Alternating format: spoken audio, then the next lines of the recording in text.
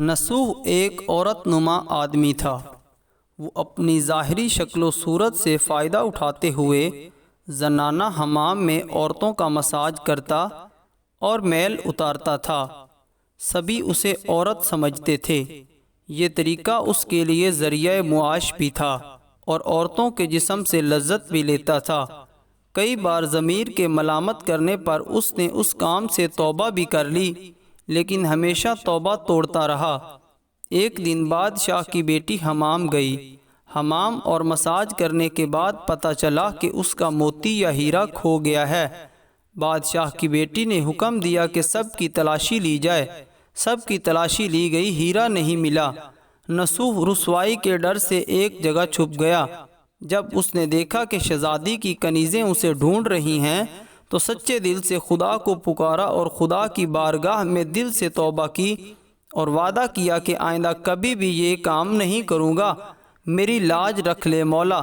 دعا مانگ ہی رہا تھا کہ اچانک باہر سے آواز سنائی دی کہ نصوح کو چھوڑ دو، ہیرا مل گیا ہے۔ نصوح نم آنکھوں سے شہزادی سے رخصت لے کر گھر آ گیا۔ نصوح نے قدرت کا کرشمہ دیکھ لیا تھا اور ہمیشہ ہمیشہ کے لیے اس کام سے توبہ کر لی۔ کئی دنوں سے حمام نہ جانے پر ایک دن شہزادی نے بلاوا بھیجا کہ حمام آ کر میرا مساج کرے، لیکن نصوح نے بہانہ بنایا کہ میرے ہاتھ میں درد ہے، میں مساج نہیں کر سکتا ہوں۔ نصوح نے دیکھا کہ اس شہر میں رہنا اس کے لیے مناسب نہیں ہے۔ سبھی عورتیں اس کو چاہتی ہیں اور اس کے ہاتھ سے مساج لینا پسند کرتی ہیں۔ جتنا بھی غلط طریقے سے مال کمایا تھا سب غریبوں میں بانٹ دیا اور شہر سے نکل کر کئی میل دور ایک پہاڑی پر ڈیرا ڈال کر اللہ کی عبادت میں مشغول ہو گیا۔ ایک دن اس کی نظر ایک بھینس پر پڑی جو اس کے قریب گھاس چر رہی تھی۔ اس نے سوچا کہ یہ کسی چرواہے سے بھاگ کر یہاں آ گئی ہے، جب تک اس کا مالک نہ آ جائے تب تک میں اس کی دیکھ بھال کر لیتا ہوں، لہذا اس کی دیکھ بھال کرنے لگا۔ کچھ دن بعد ایک تجارتی قافلہ راستہ بھول کر ادھر آ گیا جو سارے پیاس کی شدت سے نڈھال تھے۔ انہوں نے نصوح سے پانی مانگا۔ نصوح نے سب کو بھینس کا دودھ پلایا اور سب کو سیراب کر دیا۔ قافلے والوں نے نصوح سے شہر جانے کا راستہ پوچھا۔ نصوح نے ان کو آسان اور نزدیکی راستہ دکھایا۔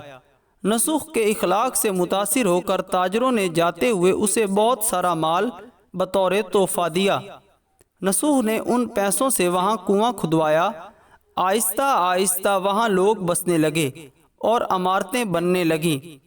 وہاں کے لوگ نصوح کی بڑی عزت کرتے اور احترام کی نگاہ سے دیکھتے تھے۔ رفتہ رفتہ نصوح کی نیکی کے چرچے بادشاہ تک جا پہنچے۔ بادشاہ کی دل میں نصوح سے ملنے کا شوق پیدا ہوا۔ اس نے نصوح کو پیغام بھیجا کہ بادشاہ آپ سے ملنا چاہتے ہیں، مہربانی کر کے دربار تشریف لے آئیں۔ جب نصوح کو بادشاہ کا پیغام ملا اس نے ملنے سے انکار کر دیا اور معذرت چاہی کہ مجھے بہت سارے کام ہیں، میں نہیں آ سکتا۔ بادشاہ کو بہت تعجب ہوا، مگر اس بے نیازی کو دیکھ کر ملنے کی طلب اور بڑھ گئی۔ بادشاہ نے کہا کہ اگر نصوح نہیں آ سکتے ہم خود اس کے پاس جائیں گے۔ جب بادشاہ نصوح کے علاقے میں داخل ہوا خدا کی طرف سے ملک الموت کو حکم ہوا کہ بادشاہ کی روح قبض کر لے۔ چونکہ بادشاہ بطور عقیدت مند نصوح کو ملنے آ رہا تھا اور رعایا بھی نصوح کی خوبیوں کی گرویدہ تھی، اس لیے نصوح کو بادشاہ کے تخت پر بٹھا دیا گیا۔ نصوح نے اپنے ملک میں عدل اور انصاف کا نظام قائم کیا۔ وہی شہزادی جسے عورت کا بیس بدل کر ہاتھ لگاتے ہوئے بھی ڈرتا تھا، اس شہزادی نے نصوح سے شادی کر لی۔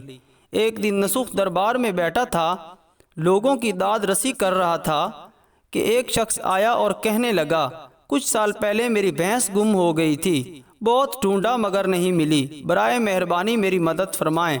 نصوح نے کہا کہ تمہاری بھینس میرے پاس ہے، آج جو کچھ میرے پاس ہے وہ تمہاری بھینس کی وجہ سے ہے۔ نصوح نے حکم دیا کہ اس کے سارے مال اور دولت کا آدھا حصہ بھینس کے مالک کو دیا جائے۔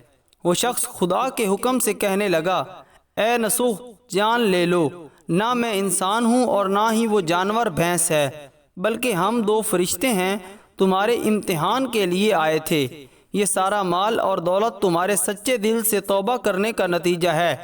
یہ سب کچھ تمہیں مبارک ہو۔ وہ دونوں فرشتے نظروں سے غائب ہو گئے۔